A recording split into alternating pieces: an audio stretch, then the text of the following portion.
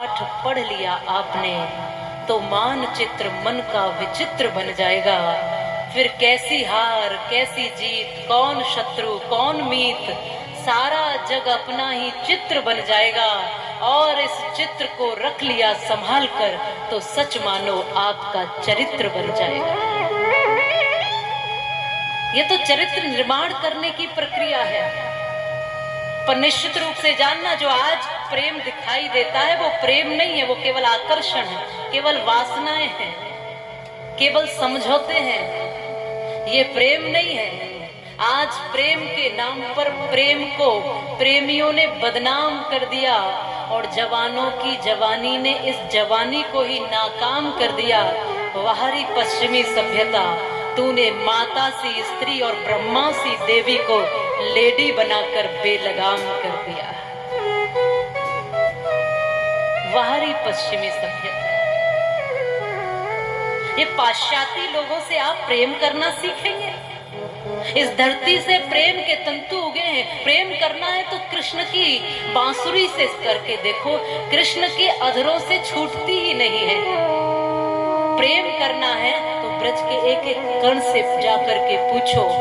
आज भी कृष्ण का साक्षात दर्शन ब्रज का एक एक कण दिखा देता है। प्रेम के जो तंतु वहां पर भगवान कृष्ण और वो गोप और गोपियां बो करके गए हैं, वो आज भी साक्षात वहां पर मौजूद दिखाई देते हैं। वो प्रेम जो कभी मिटे नहीं, वो प्रेम जिसमें स्वार्थ नहीं, वो प्रेम जिसमें कोई लालसा और इच्छा नहीं, केवल समर्पण ही प्रेम का नाम है। कुछ पाने का नाम प्रेम नहीं हो सकता है।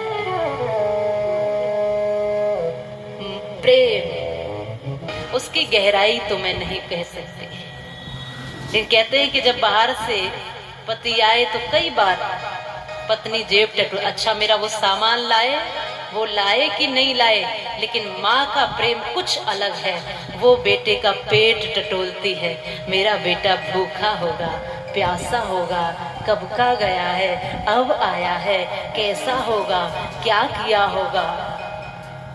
इसलिए मैं कहती हूँ कि प्रेम करो और प्रेम की परिभाषा सीखो, जिसमें कुछ पाने की इच्छा नहीं है, जिसमें सब कुछ अपने आप मिल जाता है। 3 पत्नियां हैं किसी की, बाहर गया है विदेश पति, सबसे पूछता है क्या लाना है, किसी ने बताया हार लाना है, किसी ने बताया ये कपड़े लाने हैं, लेकिन जो एक छोटी सबसे छोटी है उसने कहा कि बस आप आ जाना, बस आप आ जाना। पति आया तो सबके लिए कुछ न कुछ लेकर आया, और जिसने कहा था कि कुछ न लाना, उसके लिए वो हार भी, साड़ी भी और जो जो भी चाहिए था वो सब लेकर आया, और स्वयं भी उसने कहा तो सबने कहा कि हमने मंगाया तो इतना इतना लाए, उसने कुछ नहीं मांगा तो बहुत कुछ उसको लेकर दिया।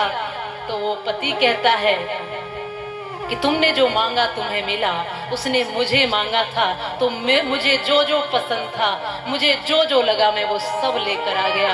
ये जगतपति भी ऐसा है कि जो हमारे हिस्से में आ जाए तो सारी दुनिया की वस्तुएं, सब ऐश्वर्य हमारे हिस्से में आ जाता है। तुमको मांगते हैं तुमसे। वो एक बहुत सुंदर कुछ लाइनें जब भगवान ब्रज गोपियों के साथ प्रेम में है, महाराज की लीला है, तो भगवान रूठ जाते हैं क्योंकि अहंकार हो जाता है। उस समय ब्रज गोपियों ने अपने अहंकार को उतार कर रखा और कृष्ण के प्रति ये संवेदनाएं व्यक्त की, हे कृष्णा, हे ठाकुर, हमें और कुछ नहीं चाहिए, केवल आपका दर्शन हो जाए, और कुछ नहीं चाहिए। हमारा अहंकार भी आप ले लो, हमारा मोह भी आप ले लो, हमारी बुद्धि भी आप स्वीकार करो, हमारा मन भी आप ही रख लो, क्योंकि ये मन ही है जो बार बार नचाया करता है। जीत लिया हाथी बंद शेर भी किया है तूने, बड़े ध्यान से समझना, जीत लिया हाथी बंद शेर भी किया है तूने, ऊंट के नकेल डाल रीछ को नचाया है, पशु पक्षियों पे सर्प के भी दांत तोड़ विष से विहीन किया, पशु पक्षियों पे रौब खूब ही जमाया है। बड़े बड़े बलवान युद्ध में पछाड़ दिए, वीरता में नाम सारे विश्व में कमाया है, और जीता सब देश पर काम क्रोध जीता नहीं, तो वक्त नरदेव तूने व्यर्थ ही गवाया है। ये समय व्यर्थ ही गया अगर खुद को नहीं जीता। इसलिए अपने मन को भी समर्पित कर दो, अपनी बुद्धि भी समर्पित कर दो, अपने विचार और संकल्प भी समर्पित कर दो।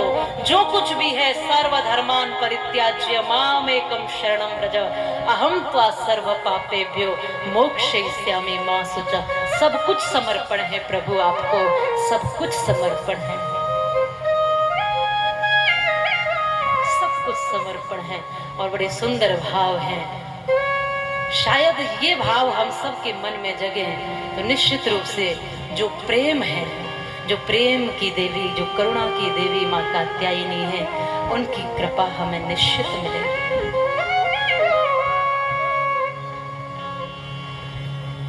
कन्हैया कन्हैया पुकारा करेंगे, लताओं में ब्रज की गुजारा करेंगे। कन्हैया कन्हैया पुकारा करेंगे, लताओं में ब्रज की